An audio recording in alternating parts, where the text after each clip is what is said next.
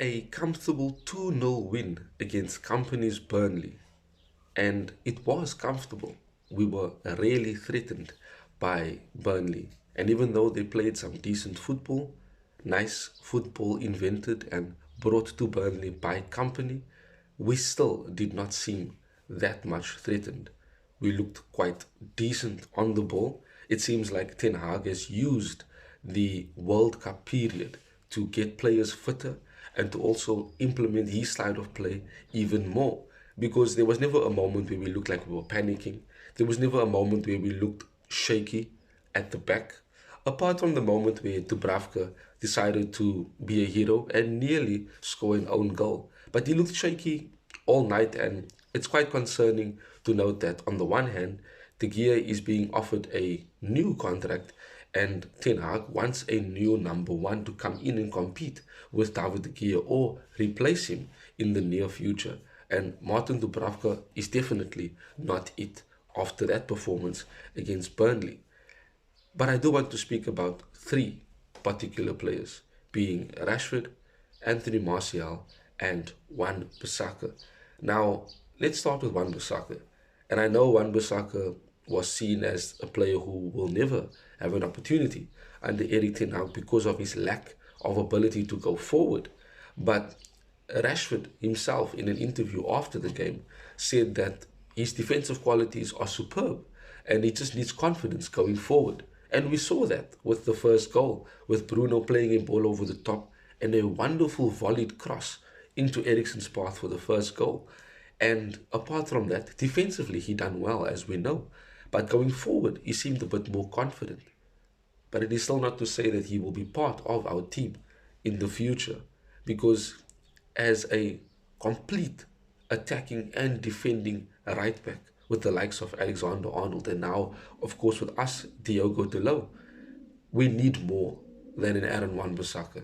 Yes, he is good defensively. Yes, he can create opportunities going forward, but he's not at the standard required to play for Manchester United and in an Erik ten Hag team, because it is quite demanding to play in an Erik ten Hag team. So a very good performance by Wan-Bissaka, but a performance that would not harm his, shall I say, transfer fee, as we do know he is on the transfer list, not just for January, but even at the end of the season. Moving along now, I want to speak about Anthony Martial. And yes, I know Rashford scored the second goal, but we'll get to him.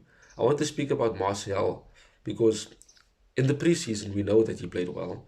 And then in the beginning of the actual season, he got injured. Came on against Liverpool, done well. And whenever he did come on, he played well. But he's not really reliable as he's always injured. And when he does play, we expect him to score or to be part of the attacking play. And he did that quite, shall I say, decently against Burnley. But perhaps he should have scored a goal. Perhaps he should have done more. Perhaps we should have seen more from Anthony Martial. Now, I don't think you can say match fitness is an issue or a lack of match sharpness. I think it is more of the factor that we are starting to see now that Martial's game as a forward, as a striker, is quite limited. And that is why Ten Hag is wanting a Cody Gakpo, a João Felix, perhaps a Gonzalo Ramos. Just three options that we are looking at. Most likely Cody Gakpo, according to Fabrizio Romano, is the likely number one target for Erik ten Hag.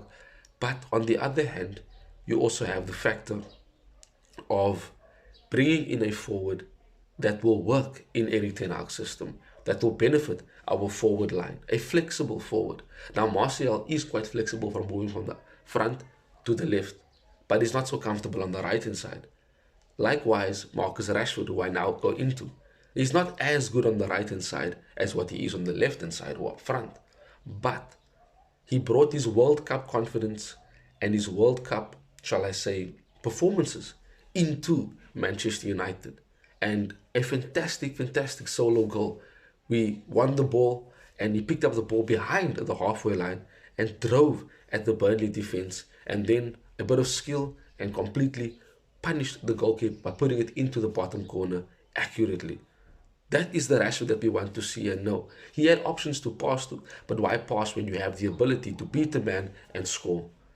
We are seeing now a much more vibrant Manchester United. As I said, Ronaldo being gone creates a sense of new, fresh air for the players to breathe so that they can now try and perform to the best of their ability and not to the best ability that Ronaldo sees as okay. So, a very good game. We had good position. We had good chances created. Probably should have scored more goals. But overall, we played well and we can now build on this. And it seemed like a routine win. It's been a while since we had that feeling as Manchester United supporters going along with routine wins. As I said, we didn't look threatened, but we still have much to improve upon. But a 2-0 win into the next round of the Carabao Cup, and we definitely can look forward to that as an opportunity to win a trophy this season.